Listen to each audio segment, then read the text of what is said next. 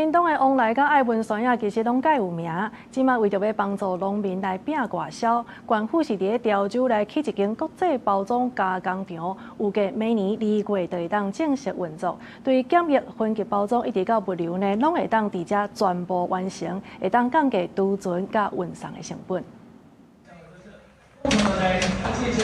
工作人員細緻檢查，甲要出口的愛文放入面仔，了後用紙箱裝好，送到冷凍貨櫃，就準備載去機場。今年6月時，屏東山野成功外銷到法國的超市，引起網絡討論。為了維持農產品品質穩定，屏東縣府用6年的時間，佇潮州設置國際包裝加工廠，預估明年2月就會當營運，協助農民降低運送損失，提升外銷數量。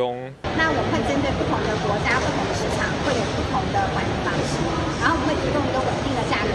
作為一個誘因來鼓勵我們的農民，然後也讓我們的農民借由一個包裝廠，能夠把大家團結起來，而不是各自奮鬥。屏東是全台重要的熱帶水果產地，往來一年產量超過10萬噸，全台第一。山野種植面積要4200公頃，全台第2。縣府表示，因為屏東無加熱含檢疫設備，農民愛把水果送到別個縣市處理，會增加運輸成本。這個加工廠建置了後，就會使降低果子耗損風險，穩定品質。品質控制，然後通過檢疫，然後包裝，能夠順利的銷售到外國。啟用之後呢，它可以處理我們的鳳梨呢，每天大概100公噸，然後處理我們的芒果呢，大概30公噸，大概可以處理到我們整個外銷量的50%。蔡議副總統蕭比琴嘛，教育潮州關心設置的進度，未來包裝加工廠預估處理5成左右的出口量，逐年創造6億的外銷產值，期待降低冷凍含貨運成本，協助農民甲優良的農產品